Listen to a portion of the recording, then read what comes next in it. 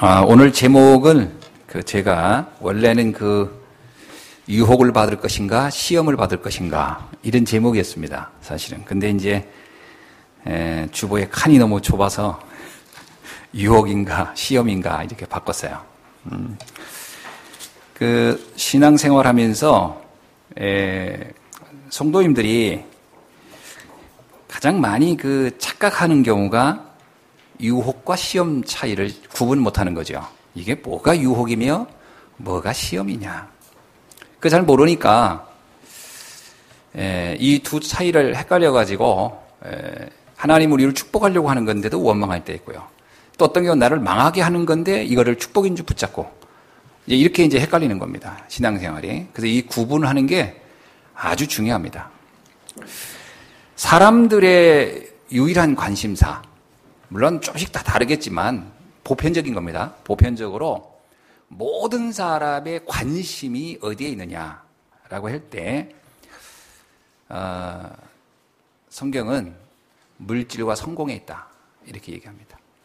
사람은 물질과 성공에 모든 관심을 가지고 있는 거다. 왜 그렇게 됐느냐는 거죠. 바울은 에베소서 2장 3절에서 이렇게 얘기해요. 뭐라고 하냐면 사람들이 육체가 원하고 마음이 원하는 것을 갖고자 몸부림친다는 거예요. 그렇죠? 이제 그게 뭡니까? 육체가 원하고 마음이 원하는 걸 갖고자 하는데 그게 뭐냐면 물질과 성공이에요. 거기에 사람들은 몸부림을 친다는 거예요. 그런데 결과가 뭐라고 나오냐면 재미납니다. 그런데 그 성구 끝에 본질상 진노의 자녀의 삶을 피하지 못한다. 참 무섭죠? 그렇게 갖고 싶은 물질을 그렇게 갖고 싶은 성공을 잡는데 결과는 너무 비참하게 끝난다는 거예요. 진노의 자녀가 무슨 말이죠? 마귀의 자녀라는 그 운명의 굴레를 벗어나지 못한다 이 말이에요. 사람들은 많이 갖고 성공을 하면 인생을 뭔가 크게 운명을 바꾸고 뭔가 달라질 거라고 생각하지만 본질적인 부분은 안 바뀐다는 거예요. 이게 성경이 말하고 있는 아주 중요한 얘기입니다. 그런데도 불구하고 이렇게 분명히 성경을 말하는데도 사람들의 모든 관심은 물질과 성공을 향하여 달려가는 거예요. 사람들이 무슨 조직을 한다, 단체를 만든다. 왜 만드냐? 그걸 얻고자. 심지어는 국가를 건설한 이유도 그것을 얻고자. 그래서 결국 국가 간의 전쟁이 뭐예요? 결국은 옛날에는 다 소유를 위한 전쟁이었잖아요. 더 많은 재원을 얻고자. 그러니까 막 나중에는 이제 사람을 잡아다가 노동해 시키고 땅을 빼앗고 하는 겁니다. 다른 사람이 열심히 노력해서 해놓은 것을 밤에 가서 다 뺏어오고 그러다 보니까 조직이 강해야 되고 힘이 세야 되니까 무기를 발달시키고 모든 전쟁은 그래요. 지금도 사실은 무역전쟁이라고 하는 이런 전쟁들이 결국 물질과 성공을 향한 전쟁 아닙니까? 지구상에 어떤 말이 잉어가치라고 하죠. 어떤 재원은 정해져 있어요. 근데 그거를 이제 누가 더 많이 가져가느냐? 어떤 경제학자가 마치 쟁반에 콩을 이렇게 쫙 놓고요. 이렇게 기울면 이쪽으로 몰렸다. 이렇게 그런 식으로 정해진 그 재원이 왔다 갔다 하는 것 뿐이다. 이렇게 얘기를 하기도 합니다. 사람들은 결국 이거를 위해서 전쟁을 불사하는 거죠. 작게는 가정의 불화. 거의 대부분이 이것 때문에 일어나는 거 아닙니까?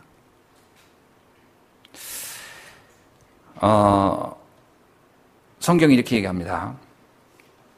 이게 시작된 원인이 있다는 거예요. 언제부터냐? 창세기 3장 사건 이후로 이게 이렇게 된 거라는 거죠. 원래 인간에게는 하나님이 인간을 창조할 때는 부족함 없이 창조했어요. 그것이 에덴의 창조 이야기예요. 에덴 동산의 인간. 부족한 게 없는 거예요. 생육하고 번성하고 충만하고 정복하고 다스린다는 거예요. 아무것도 부족한 게 없는 상태예요. 그게 원래 인간을 만든 상태다. 그런데 그 인간이 하나님과 분리되면서 영적 존재인 인간이 영적 세계를 놓치면서 오로지 세상의 땅의 것, 육신의 것, 그것을 얻고자 완전히 눈이 어두워져 버렸다는 게 성경이 말하고 있는 내용입니다. 이 물질과 성공에 대한 그 갈망은 거의 각인돼 있어요. 심지어 우리가 종교를 만든 이유도 결국은 이것 때문에 만들었다 해도 틀린 게 아니에요. 여러분, 불교. 지성으로 빌고 나의 욕망을 비우면, 재미난 얘기입니다. 나의 욕망을 비우면 그것을 얻을 수 있다는 거예요. 되게 역설적이죠. 여러분, 절에 가서 왜 빌어죠? 왜 나를 비우려고 하죠? 갖고 싶어서. 그걸 비우면 가서 준다는 거예요. 참 기가 막힌 역설이에요. 유교는요. 인의예지라고 하고 충효라고 하는데 이걸 실천하면 그걸 얻게 된다는 거예요. 모슬렘은 알라의 뜻대로 100% 순종하면 그걸 얻는다는 거예요. 기독교는요. 내가 볼 때 기독교의 대부분 90% 이상도 이걸 얻으려고 금식하고 이거 얻으려고 헌신하고 이거 얻으려고 몸부림칠 거 아닙니까? 목적이 거기 있는 거예요. 그러면요. 결국 이게 인간이 가지고 있는 본능적 욕망과 갈망인데 성경은 뭐라고 하고 있냐? 하나님은 신기하게도요. 여기에 무관심해요. 하나님은 인간에게 이거를 줄 목적이 없어요. 그렇게 해서 주어지는 것도 아니고 그걸 주어지면 문제가 오는 걸 하나님이 너무 잘 알아요. 그래서 마태복음 4장 4절에서 이런 얘기했어요. 사람이 떡으로만 살 것이 아니요 하나님의 입에서 나오는 말씀으로 사는 것이니라. 우리가 생각하면 말씀보다는 떡을 주셔야 되는데 주님은 떡 대신 말씀을 주겠다 그래요. 마태복음 6장 31절에는 뭐라고 하냐면요. 너희는 무엇을 먹을까 마실까 입을까 다 물질적인 거잖아요. 성공에 관련된 거예요. 얼마나 많이 먹느냐 얼마나 많이 갖느냐 하거든요. 그것을 하지 말라라는 거예요. 그러면서 아니에요. 그거는 저 불신자들이 하는 것이다. 하나님을 아는 자들은 그게 관심 가지면 안 된다. 이 말을 하는 거예요. 요한복음 6장 27절에는요. 썩어질 양식을 위하여 일하지 말고 영생하도록 있을 양식을 위하여 하라. 우리가 이 땅에 더 열심히 사는 이유도 더 뭘 많이 가질까가 목적이 아니라는 거예요. 요한복음 6장 63절에서는 이렇게 얘기합니다. 살리는 것은 영이니 육은 무익하니라. 자, 성경은 이렇게 무관심한데 어떤 면에서요? 우리는 여기에 너무 관심이 많거든요. 자, 이것이 모든 유혹의 출발점이며 시험의 이유이기도 합니다. 잘 이해하셔야 돼요. 자, 유혹이 뭐냐? 자, 이제 좀 유혹과 시험을 좀 구분해 줄게요. 유혹이 뭐냐? 유혹은 사단이 주는 거라고 알고 있죠. 그런데 사단이 주는 거 유혹인데 유혹은 뭐냐면 바로 우리가 그토록 갈망하는 거를 주는 겁니다. 그게 사단의 유혹이에요. 자, 그러면 여러분 유혹에 빠지기가 엄청 쉽겠죠. 내가 갈망하는 걸 주는 거예요. 사단이. 사단은 육신적인 거를 줍니다. 그걸 얼마나 주는지는 모르겠는데 줘야 일단. 그리고 영적인 걸 빼앗아갑니다.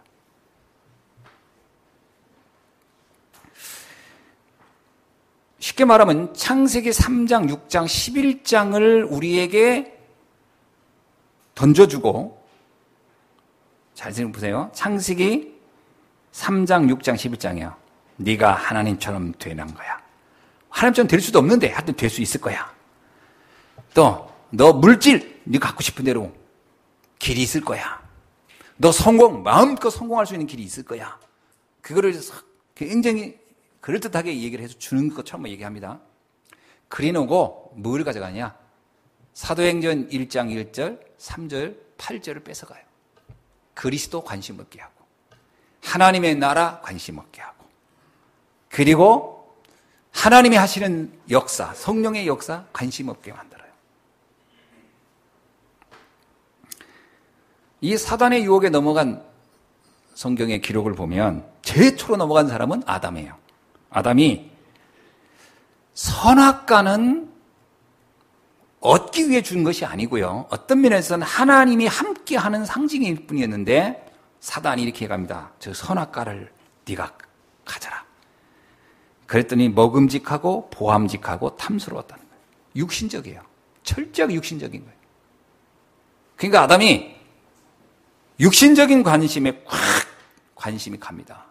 그래서 그거를 소유하죠. 그러면서 아담의 눈이 어두워집니다. 육신의 눈은 밝아지는데 영의 눈은 캄캄해집니다. 그러니까 육신적으로는 이해관계가 엄청 예민해지는 거예요. 그의 자녀 아들을 가인을 보면 알아요. 이해관계가 얼마나 육신적인데 얼마나 눈이 밝은지. 심지어는 동생을 죽이기까지 하면서 얻고자 하는 거예요. 이렇게 돼버린 거예요. 롯 알습니다. 아브라함의 조카 롯. 롯은 어떻게 유혹에 넘어가죠? 소돔과 고모라 성을 보니까 창세기 13장 10절에 여호와의 동산 같고 애굽 땅 같았다. 너무 좋은 거예요. 왜냐면 내가 물질적으로 성공하는데 조건이 다 돼 있는 땅 같은 거예요. 그게 롯이 유혹에 넘어간 이유입니다. 근데 사단은 그걸 이렇게 보여주잖아요. 롯의 눈에는 그렇게 보였다니까. 아, 저게 그러면 롯은 어떻게 생각해요? 하나님이 주는구나라고 생각하고 갔을 것 같아. 보통 그렇게 생각합니다. 내가 원하는 게 되면 이건 하나님이 주는 거야. 롯도 그렇게 생각하고 갔을 거라니까. 하나님이 주는 거라고. 이야, 하나님이 좋은 거 주시는구나. 근데 그곳에 가서 어떻게 되죠? 전쟁이 나고요. 포로가 되어 끌려가서 완전히 망해버려요. 사울왕은 어떻습니까? 사울왕도 왕이라는 권력을 갖고 나서 그게 이제 육신적으로 보이는 거예요. 야, 이게 하나님의 뜻이에요. 하나님의 뜻은 사울이 왕 되는 게 아니에요, 사실은. 이스라엘 백성을 영적으로 지도해 주기를 원했던 것이지 왕의 권력을 가지고 탐욕하라고 준 게 아닌데 사울왕은 그거를 축복이라고 여긴 거죠. 사울왕은 권력에 눈이 멀어버려요. 그래서 사울왕은 그러잖아요. 이게 하나님이 내준 거라고. 그게 목적이라고 딱 눈이 가는 순간부터 사울왕은 타락하기 시작합니다. 그게 유혹이죠. 유혹에 넘어간 거다. 평생을 권력에 눈이 멀어서 다윗을 죽이려고 하다가 결국 비참하게 인생이 끝나고 만 사람이 사울왕이에요. 탐욕에 눈이 먼 거죠. 사단은 예수님을 유혹할 때도, 그죠? 마태복음 4장에 보면 예수님을 유혹할 때도 뭘 주죠? 떡을 먹으라는 거예요. 세상적인 명예, 권세를 얻게 해주겠다는 거예요. 그러면서 너는 나한테 절해라는 거예요. 영적인 부분을 뺏어가고 육신적인 것 주겠다는 거예요. 기가 막힙니다. 사람들이요, 여기 거의 다 넘어가요. 그래서 영적인 데 관심이 없어요. 어떤 면에서 지금 경제적으로 부유하다는 것이 반드시 축복만은 아닙니다. 그것 때문에 영적인 부분이 굉장히 어두울 수가 있기 때문에요. 잘 이해하셔야 됩니다. 그러니까 돈 자체는 어떤 악이냐 선이냐 하는 개념이 그건 중립적인 개념이에요. 문제는 내가 그것 때문에 그 눈이 어두워진다는 데 문제가 있는 거예요. 돈은 중립적이죠. 돈은 어떻게 쓰느냐의 문제지 돈 자체가 가지면 악이고 없으면 선이냐 그건 아니잖아요. 내가 가지고 있는 근본적 나의 욕망, 이게 이걸 터치시켜줘 버린다는 거죠. 가룟 유다가 예수님 팔 때도 누가복음 22장 3절로 4절 보니까 사단이 그 마음에 들어와서 뭐라고요? 돈을 주기로 언약한지라. 결국은 경제 문제예요. 거기에 넘어갑니다. 오늘날 성도들의 신앙생활을 보면 거의 그래요. 경제적으로 유익이 된다. 신앙은 두 번째예요. 신앙적으로 문제가, 영적으로 문제가 올 때 이유는 경제와 직결된 경우가 대부분이에요. 그게 유혹입니다. 사단의 유혹. 왜 그러면 이 유혹에 사람들은 쉽게 넘어가느냐? 사단이 주는 유혹은 달콤해요. 내 욕망을 채워주는 거니까. 그거는 달콤하고 아주 민감하고 예민하게 반응할 수 있어요. 인간의 욕망을 채워주는 척 하지. 그게 채워줘도 사실 문제잖아요. 그 괴테라는 독일 학자가 쓴 파우스트라는 소설책이 있어요. 그 파우스트 내용이 이겁니다. 그 파우스트가 평생을 공부만 하고 연구만 하는 학자야. 그러니까 어느 날 세상을 보니까 너무 세상이 좋아 보이는 거예요. 근데 자기는 가지고 있는 게 아무것도 없는 거예요. 학식 몇 개 알고 있는 거 가지고는 이 세상에 즐거움을 가질 수가 없어. 그러니까 그가 악마하고 거래를 합니다. 악마의 대왕이라고 나오는데 메피스토펠리스라는 악마하고 거래를 해요. 뭐라고 하냐면 내 영혼을 줄 테니 나에게 세상의 부귀영화를 누릴 수 있도록 줄 수 있겠냐. 악마가 그 거래를 허락합니다. 좋다. 그러면서 이제 세상의 향락을 즐기는 이 파우스트 박사의 이야기예요. 나중에는 이제 완전히 실망하죠. 아, 해보니까 이게 처음엔 그럴듯하고 좋아 보이는데 갈수록 이게 문제일 거라.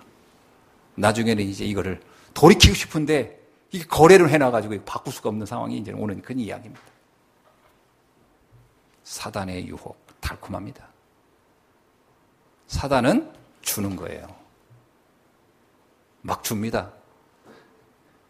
그게 이제 멸망으로 가는 길인데도 막 줍니다. 여러분, 우리가 그 물고기 잡을 때 어떻게 해요? 미끼를 막 줍니다. 그죠? 미끼를 막 줍니다. 그리고 마지막엔 잡혀가는 겁니다. 사단의 유혹. 그래서 달콤한 거예요. 자, 그러면 시험은 뭔가요? 시험은 반대예요. 쉽게 얘기하면요. 영적인 것 주려고 육적인 것을 제한하고 뺏어가는 겁니다. 그래서 시험은 써요. 근데 하나님 우리를 축복하려고 그렇게 많이 합니다. 창세기 3장, 6장, 11장을 뺏어가 버려요. 그걸 주면 안 되니까. 우리는 막 물질 성공을 엄청 열망해요. 하나님은 그걸 제한합니다. 갖지 못하게. 그리고 하늘을 바라보라. 나를 바라보라. 그래요. 그게 이제 시험이에요. 시험은 쓰거든요. 내가 원하는 걸 안 준단 말이에요. 그때 뭐라 하냐. 하나님은 나를 버렸다. 이런단 말이에요. 하나님은 이렇게 물어볼 거면 네가 원하는 거 좀 주면 너의 인생이 어떻게 될 건데? 그걸 물어볼 겁니다. 분명히 망할 건데 그 하나님 줄 수가 없는 거예요. 근데 하나님이 준 사람들이 있어요. 누굴 줬냐? 창세기 3장, 6장, 11장에 그것의 문제를 정확히 알고 거기에 마음을 절대 뺏기지 않는 사람들은 줬어요. 그 이전에는 준 적이 없어요. 그러면서 나는 준비가 안 됐는데 달라고 자꾸 해요. 하나님이 절대 안 줍니다. 그래서 다 뺏어가 버리지. 잘 생각하셔야 돼요. 내가 하나님 자녀가 맞다면 하나님은 뺏어갑니다. 내가 준비될 때까지. 내가 뭐가 준비 안 됐냐? 항변할 수 있겠죠. 하나님은 아세요. 네가 원하는 게 채워질 때 너는 어떻게 변질될지를 하나님은 알고 계시다니까. 근데 본인도 알 거예요. 가만히 생각하면 내가 원하는 데 되면 나는 어떻게 변할까? 가난한 사람이 갑자기 돈 생기죠. 눈에 베이는 게 없어져요. 베이는 게 없어진다니까. 그거를 하나님이 아시는 거예요. 차라리 가난한 상태로 사는 게 훨씬 그 사람에게 유익할 거라고 보는 거예요. 이웃의 아픔도 이해도 하고 콩 한 조라도 나눠 먹을 줄 알고 그게 차라리 낫지 거들먹거리며 다니면서 수많은 사람 아픔 주는 것보다 훨씬 낫다고 생각할 거예요. 그래서 안 주는 겁니다. 시험은 그래서 쓴 거예요.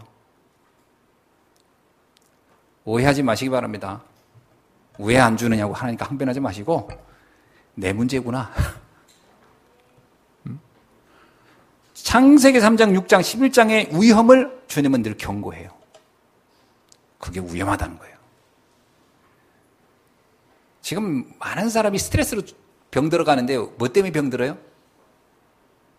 거기에 마음이 완전히 잡혀가지고 하루 종일 스트레스 받는 이유는 돈 때문이에요. 주님이 말하는 게 그래, 네 수준이 그렇단 말이야. 그런 수준의 돈 주면 어떻게 되겠어요? 브레이크 없는 자동차처럼 돼버리는 거예요. 그 무너짐이 심각해지는 거예요. 그래서 하나님이 제한시키는 거예요. 갖지 못하게.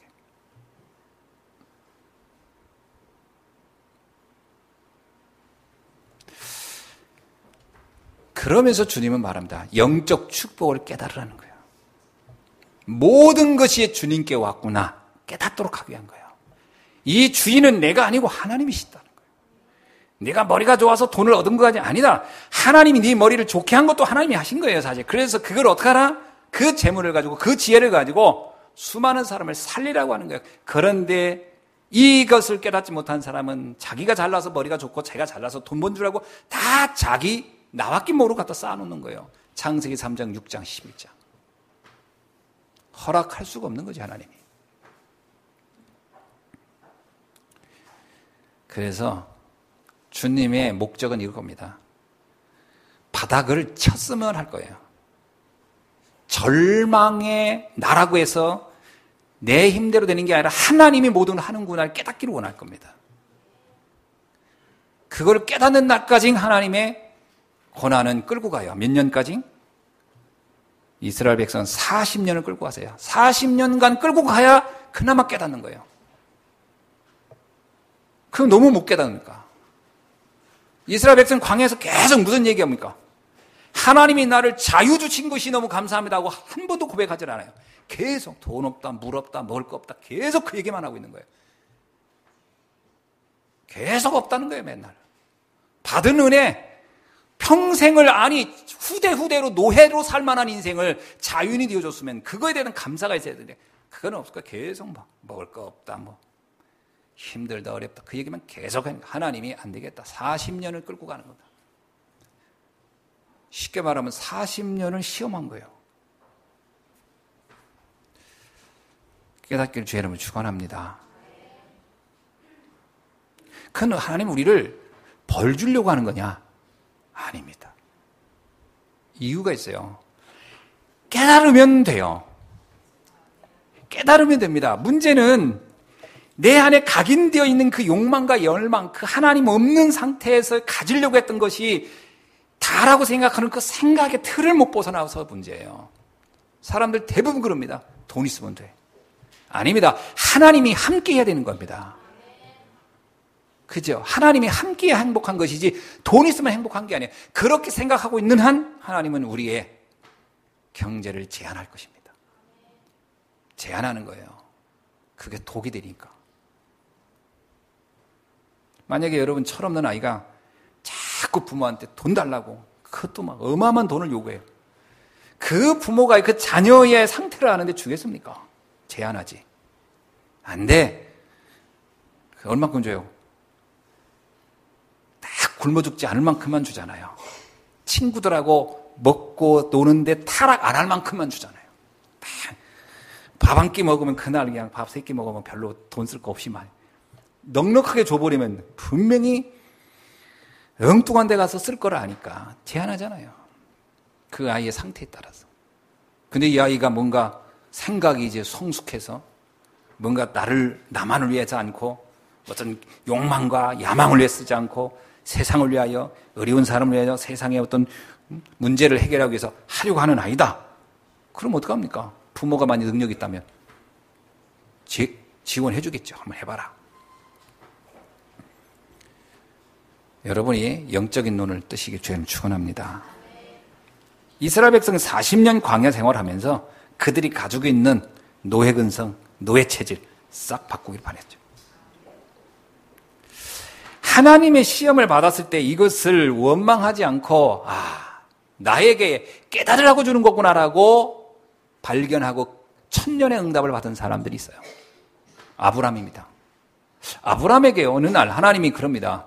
하나님은 시험을 잘 들어보세요. 사단은 주는 것으로 유혹하고 하나님은 빼앗는 것으로 시험합니다. 어느 게 더 축복인지 아세요? 어느 게 더 축복일까요? 내가 원하는 게 막 될 때가 축복이 아닙니다. 뭔가 내가 안 될 때가 축복이지. 아브라함에게 말합니다. 내 아들을, 그렇게 애지중지해서 키운 아들을 바쳐라. 엄청난 시험이죠. 바치자는 거예요. 그 아들을 내가 뺏어가 버리겠다는 거예요. 아브라함이 깨닫습니다. 내가 뭐에 집중하고 뭐에 집착했는가? 그걸 발견하는 거죠. 아브라함에게 하나님이 갈대우를 떠날 때 왜 그를 떠나라고 했습니까? 그 이유를 아브라함이 사실은 잊고 있다는 거죠. 그랬구나. 내가 어쩌면요, 100세에 나는 아들을 얼마나 이뻐요.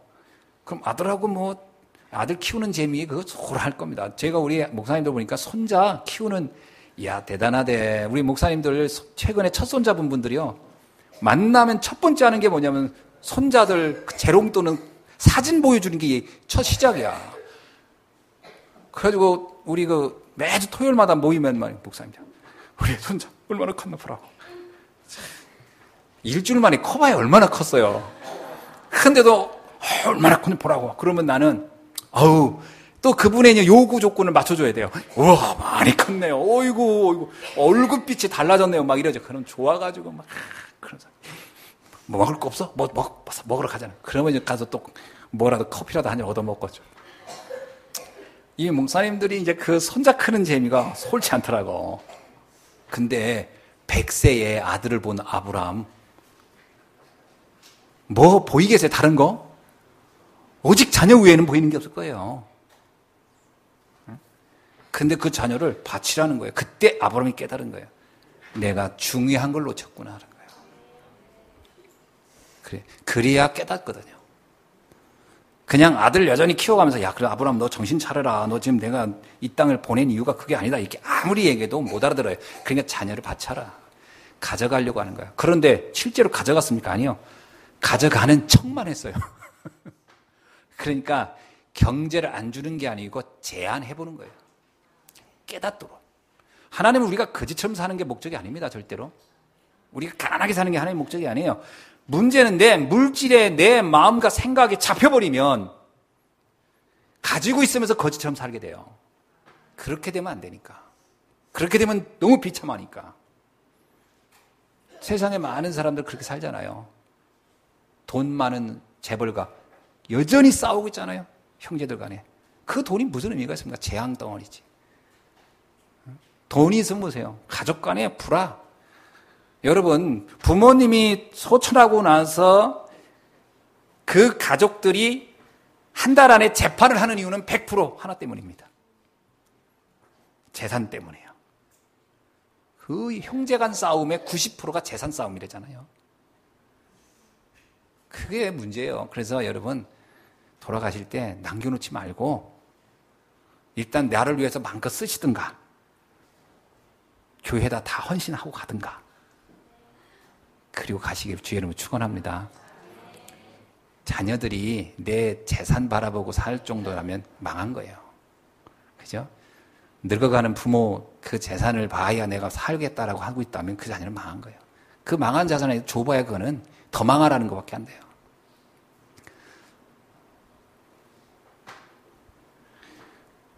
우리 렘넌트 걱정돼? 지금부터 언약 잡고 하나님 지금 1000명 잡으면 산업의 응답은 하나님 주실 겁니다.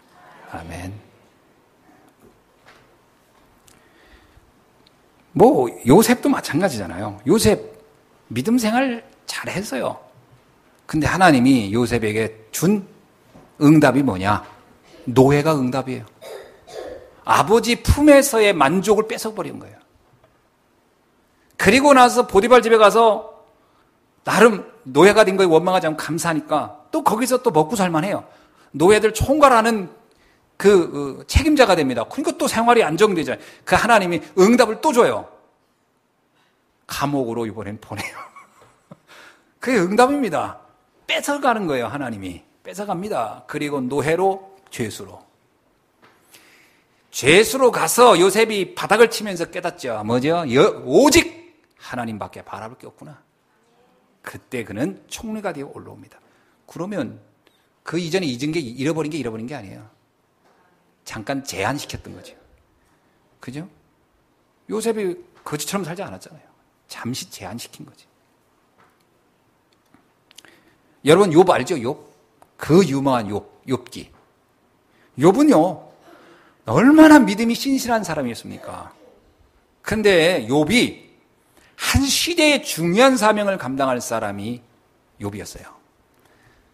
그래서 하나님께서 욥에게 중요한 시험을 줍니다. 거기는 욥은 더 심각해요.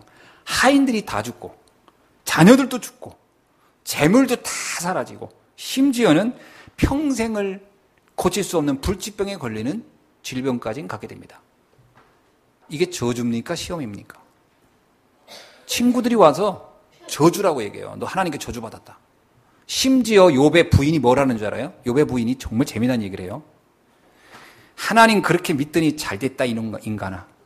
그 욥의 아내 말입니다. 그러면서 뭐라면 하나님을 저주하고 죽어라. 너는 벌 받았으니까 이제 하나님께 저주하고 너 죽으라는 거예요. 그의 아내. 자기는 새집 가나? 시집 새로 가려나? 남편 빨리 죽으라고 하고. 어쨌든 그렇게 저주를 했다니까 욥한테. 욥이 그 아내한테 한 말이었어요. 내가 원래 빈손으로 왔다. 태어날 때. 아무것도 가지고 온 게 없었다. 자식도 내가 가진 적이 없었다. 그렇게 얘기합니다. 그런데 내가 갈 때 아무것도 없이 가는 것도 당연한 거다. 그러나 내가 살아있는 거 하나님을 알게 된 거 얼마나 감사하냐. 그런 상황에서 감사하다는 거예요. 그러니까 옆에 있는 누구도 이해를 못해요. 그게 시험을 통과한 겁니다. 그러면 하나님이 우리에게 욥처럼 막 그렇게 다 한다는 얘기입니까? 그거는요 상당히 우리에게 많은 걸 상징적으로 얘기해 주는 거예요. 사단은 어떤 겁니까? 자꾸 줘요. 이것도 주고 저것도 주고 거기에 사람들이 마취되는 거예요. 우리의 영은 어쩌면은요 그런 얘기 있잖아요. 막 내가 어렵고 힘들면 막 주님 앞에 와서 기도합니다. 그러다 조금 경제가 되면 기도고 뭐고 다 잊어버립니다. 우리의 영 상태가 그렇게 됐다니까. 전에 어떤 분이 있잖아요. 새벽마다 와서 신발 소리에 또박또박 와서 기도하고 주여. 그런데 저가 어렵습니다. 그들이 얼마 있다가 경제가 막 되더라는 거예요. 그래서 목사님이 생각하기를 이 사람이 무슨 중요한 일도 많이 하겠구나 했더니 예배도 안 드리고 그다음 어느 날부터 조용해지더래요. 교회도 안 오고. 그래서 물었대요. 왜 요즘 안 오대? 돈 버느라고 바빠서요. 제가 돈 벌어야 되는데 언제 예배 드립니까? 하더라. 그래. 목사님이 그랬대요. 속으로. 주여 다시 신발 소리 내고 돌아서 기도하게 해주옵소서. 그랬더니 몇 년 지나더니 또 소리가 나더래. 그분 신발 소리가. 그러더니 다 망했어요 하고 또 기도하더래. 그런 수준이 되면 그래서야 우리 신앙생활이 된다면 되겠습니까? 아무리 주어도 내 영이 변함이 없어야죠. 그래서 바울이 말하잖아요. 세상이 주었던 부귀영화가 나는 보고 말고 나니 그냥 배설물 수준처럼 보이더라. 그래야 되는 겁니다. 오늘날 우리나라 장군들 자꾸 방상비리 이런 거 뭐예요? 최영 장군 사람이 없어. 최영 장군 같은 사람이 없어서 그래요. 예? 황금을 보기를 돌같이 보라는 그런 사람이 없어서 그래요. 그런 정도 수준이 돼야 한 나라를 경영할 수도 있지 않겠나 싶어요. 좀 돈만 생길 것 같으면 그냥 온갖 비리 다 저지르고. 세상도 그런 사람을 쓸 수가 없는 것처럼 하나님도 그런 거 아니겠습니까? 그런데 왜 성도들이 시험에 잘 빠지냐? 빠진다니까 시험에서 벗어나지 못하고 축복을 못 발견하느냐? 그 시험이 쓰기 때문에 그래요. 써서. 쓰기 때문에 그 문제가 오면 감사를 발견하지 못하고 나를 봐야 되거든요. 문제가 올 땐 먼저 나를 보는 거예요. 내가 뭐가 영적으로 뭔가 준비가 되지 못했구나. 이걸 봐야 되는데 그때 하나님을 원망한단 말이죠.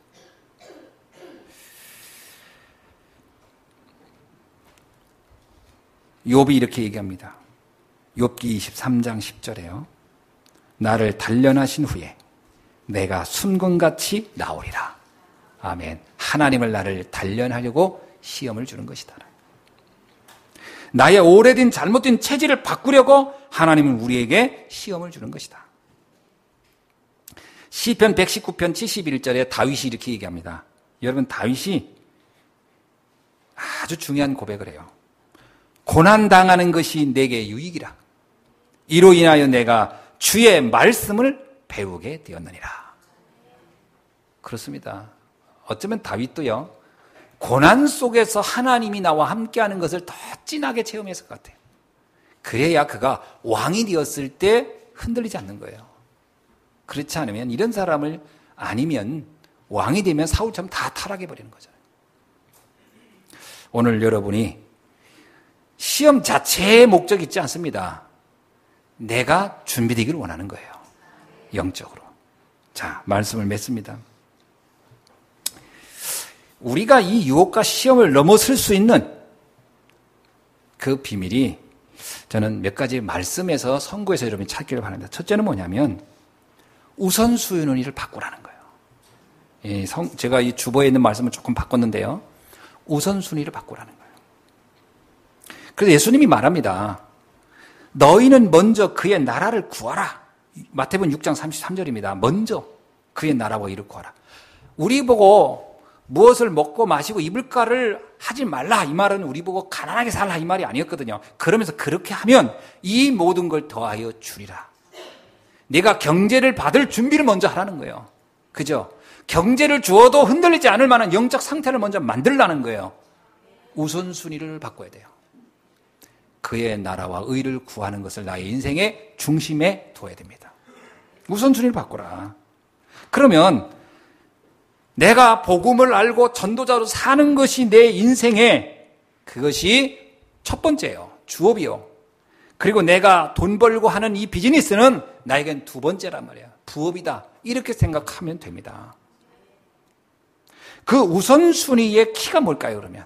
내가 정말 하나님을 위해 사는 사람이라는 우선순위의 키는, 그것의 핵심은 헌금입니다.